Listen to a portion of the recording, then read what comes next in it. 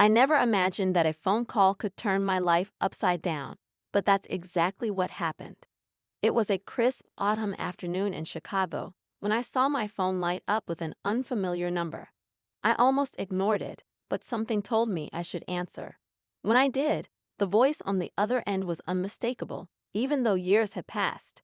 "Samantha, it's Isabella," she said, her tone dripping with an odd mix of formality and something I couldn't quite place. "Isabella?" I replied, trying to keep my voice steady. "What's going on?" Isabella, my estranged sister, had called to deliver the news that our grandmother had passed away.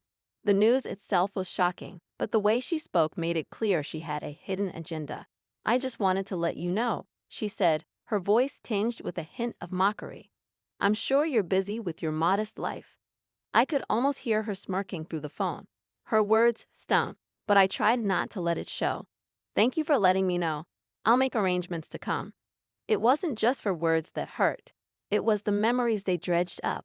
Growing up, Isabella was always the golden child. She had our father's favor and a certain charm that made everything fall into place for her. As for me, I was often left in the shadow. Even though I tried my best to excel, my efforts seemed to be overlooked. Isabella and I hadn't spoken much in years. After she had stolen David from me, I had cut ties with her, and by extension, with the rest of my family. It wasn't just about the betrayal. It was about how it highlighted the unequal treatment I had always felt. David Parker had been my fiancé. He was the love of my life, and we had a future planned together.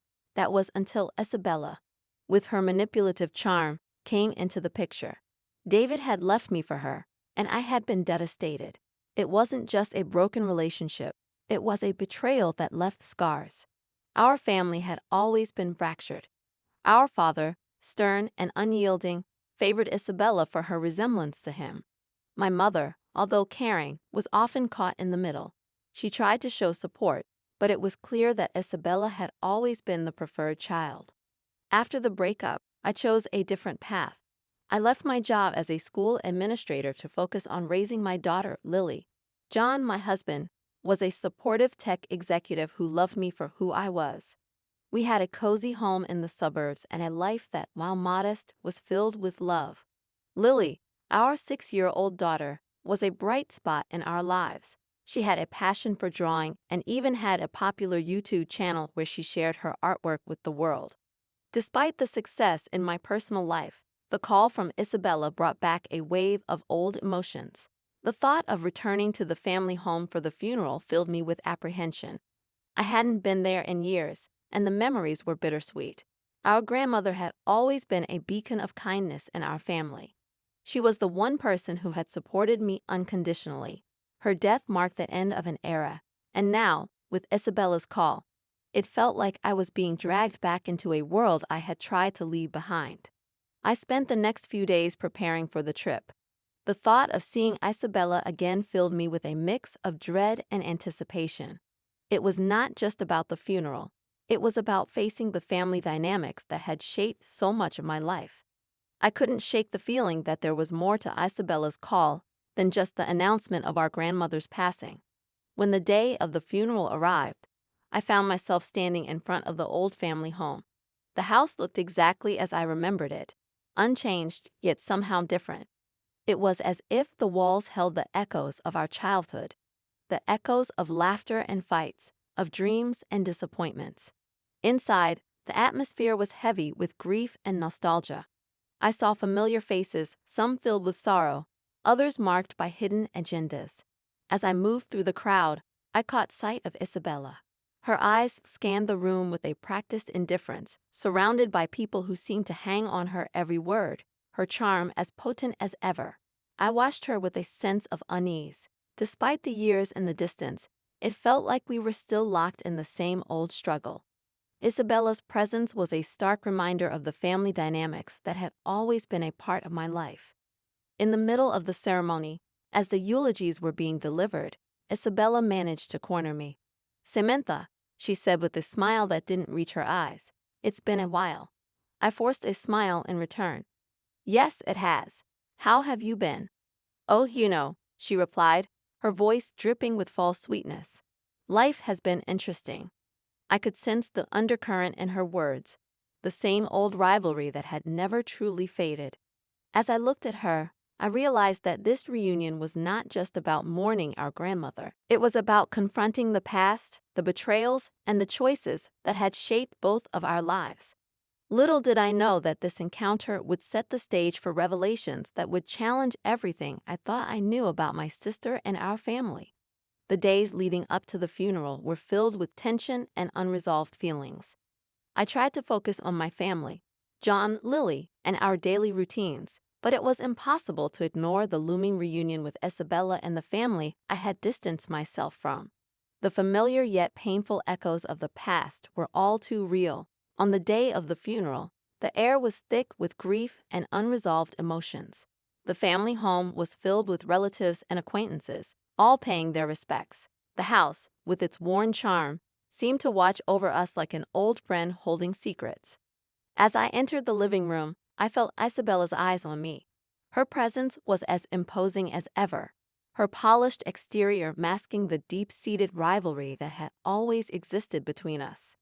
It wasn't long before she approached me again, her smile now more genuine but still carrying an edge. "I've been meaning to catch up," Isabella said, her voice carrying a note of curiosity. "It's been a while since we've had a chance to talk." I forced myself to smile, trying to keep my emotions in check. "Yes, it has. How have things been for you?" "Oh, Isabella replied with a wave of her hand. "Busy but good. I'm sure you've heard from the family about how things have been for me." I nodded, though I wasn't entirely sure what she was referring to. The last I had heard from our parents, Isabella was living a life of luxury in Los Angeles. The stories I heard seemed to paint a picture of success and perfection, but I knew better than to take them at face value. During the wake, Isabella made a point of flaunting her perceived success. She spoke of her life in Los Angeles, her upscale lifestyle, and her supposed achievements. It was as though she was trying to outshine everyone to prove that her life was better than mine. I watched her with a mix of curiosity and irritation. I knew that beneath her confident facade lay a tangled web of lies and manipulations. It was hard to ignore how she spoke about David Parker, my former fiancé, and now her ex-husband. Her casual mentions of him and her attempts to show how unaffected she was by their failed marriage felt like salt in an old wound. David had once been the center of my world. We had been planning a future together until Isabella, with her cunning and charm, had stolen him away. The betrayal had left me heartbroken and disillusioned. Seeing Isabella flaunt her life so casually was a painful reminder of the hurt I had tried to move past. I decided to confront Isabella about the past, hoping to find some closure. As the crowd began to thin out, I pulled her aside into a quiet corner of the house. "Isabella, can we talk?" I asked, trying to keep my tone calm. She looked at me, her eyes narrowing slightly. "Of course. What's on your mind?" "I need to understand why," I said, struggling to keep my voice steady. "Why did you have to take David from me? What was it that made you think you could just take him away?" Isabella's expression shifted from fox cheerfulness to something colder, more calculating. "Samantha, it's not about taking anything. David and I had our own connection. You just didn't see it." "You manipulated him," I said, my voice rising with emotion. "You knew how much I loved him." She shrugged nonchalantly. "David made his own choices. You have to move on, Samantha. Life doesn't wait for anyone." Her dismissive attitude was infuriating. "You never understood, did you? It wasn't just about David. It was about how you always seemed to have everything handed to you while I was left struggling." Isabella's face hardened. "Don't blame me for your shortcomings. We all have our battles. Maybe if you had been more assertive, things would have been different." Her words felt like a stab in the dark, hitting all the old wounds that had never fully healed. I wanted to lash out, but I took a deep breath, trying to stay composed. "This isn't just about David. It's about our family, the way things have always been stacked against me." Before Isabella could respond, I was interrupted by the arrival of some distant relatives. I had no choice but to step away, the confrontation unresolved. The rest of the evening was a blur of faces and condolences, but my mind was occupied with thoughts of the past and the unresolved issues between Isabella and me. The next day, as the funeral came to a close, I felt a sense of both relief and apprehension. The family dynamics were as tangled as ever, and I knew that there was more to uncover. Isabella's perfect life was beginning to crack, and I was determined to see the truth come to light. I left the funeral with a heavy heart, but a renewed sense of purpose. There was more to the story, and I was prepared to face it head-on.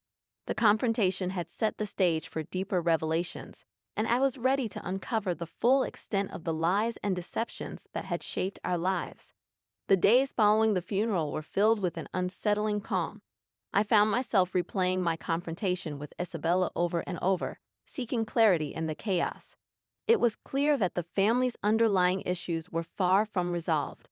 My mother's apology, though appreciated, did little to mend the rift that had existed for years. John and Lily were my anchors during this tumultuous time. They sensed my distress, but chose to offer comfort rather than pry into my troubles. Lily, with her innocent curiosity, continued to pour her heart into her YouTube channel, sharing her drawings with the world. Her joy was a bright spot amidst the darkness. It wasn't long before the next chapter of this saga unfolded. Isabella, ever the drama queen, took to social media to mock me. Surely, her posts were veiled in sarcasm, presenting herself as the picture of success, while implying that my life was dull and insignificant. It was frustrating to see her attempt to diminish my happiness in such a public way. That's when Lily's YouTube channel became a weapon in this battle.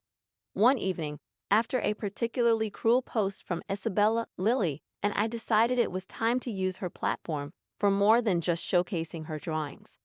I helped Lily create a video that countered Isabella's lies, focusing on the positive aspects of our life and subtly addressing the falsehoods Isabella was spreading. The video, while innocent on the surface, contained enough pointed references to make it clear that we were aware of Isabella's attempts to undermine us. It quickly gained traction, and soon the comment sections of both Lily's channel and Isabella's posts were flooded with reactions. People began to see Isabella's facade for what it was, an elaborate mask hiding insecurities and deceptions. As the video went viral, Isabella's reputation started to crumble. The social media backlash was swift and harsh. Comments pointed out the discrepancies in her stories and questioned her integrity. The spotlight she had so carefully crafted was now exposing her vulnerabilities. Meanwhile, Isabella's personal life began to unravel in parallel.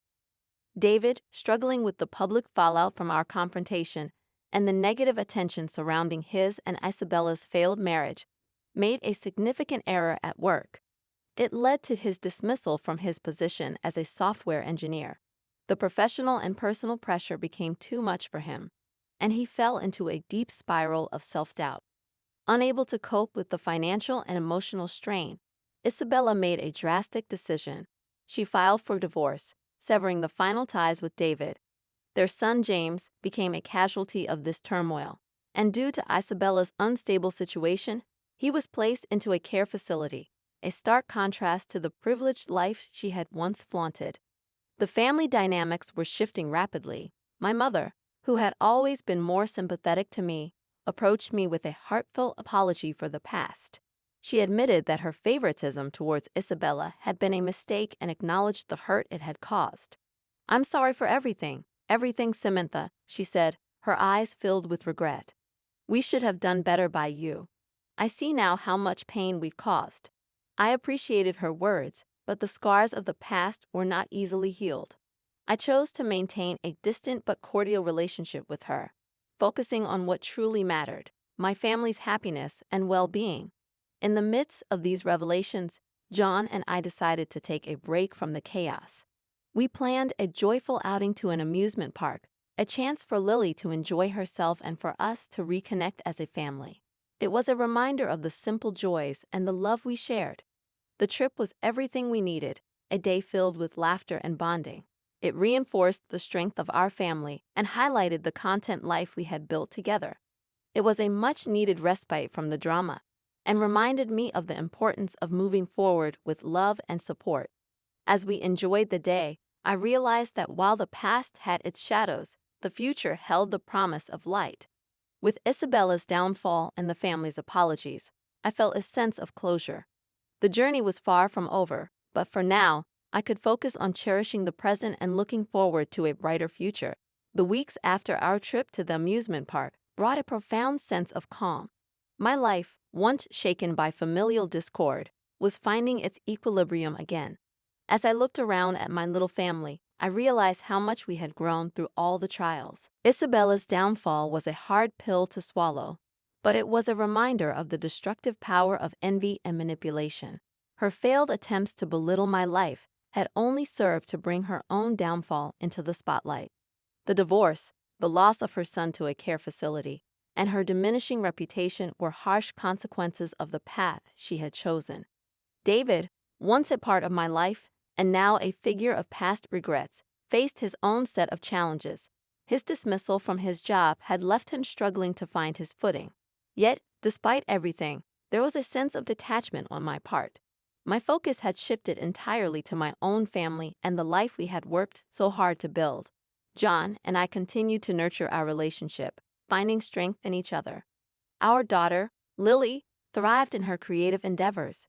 Her YouTube channel remained a beacon of joy and positivity, helping to distract from the negativity that had surrounded us. Watching her grow and flourish was a constant reminder of what really mattered. One day, I received a letter from my mother. In it, she expressed her sorrow for the way things had unfolded and asked for forgiveness. Her apology was heartfelt, but I knew that mending our relationship would take time. I responded with kindness, acknowledging her regret while emphasizing the importance of moving forward. Our family dynamics had been altered permanently, but the experience had also brought clarity. My parents' favoritism towards Isabella and the subsequent fallout had taught me invaluable lessons about resilience and forgiveness. It was clear that healing from these wounds required more than just time. It required understanding and a willingness to let go of past grievances. In the quiet moments of reflection, I understood that the pain of the past had forged a stronger bond within my own family. John, Lily, and I were more connected than ever, and our shared experiences had deepened our appreciation for one another. We found solace in our daily routines and the small moments that brought us joy. As summer turned to fall, I began planning a new project, one that would honor the lessons learned and the family we had become. I started a community initiative focused on helping families navigate conflicts and build stronger relationships. It was a way to turn my experiences into something positive, offering support and guidance to others who might be facing similar challenges. Looking back, I saw how far we had come from those turbulent days. The confrontation at our grandmother's funeral, the subsequent revelations, and the social media battles had all led to a profound transformation. Isabella's story was a cautionary tale, but it was also a testament to the strength of my own resolve and the importance of moving forward with love. As I closed the final chapter of the story, I felt a sense of closure. The journey had been arduous, but it had also been enlightening. The road ahead was filled with promise, and I was ready to embrace it with an open heart. In the end, it was the love of my family and the lessons learned that had guided me through.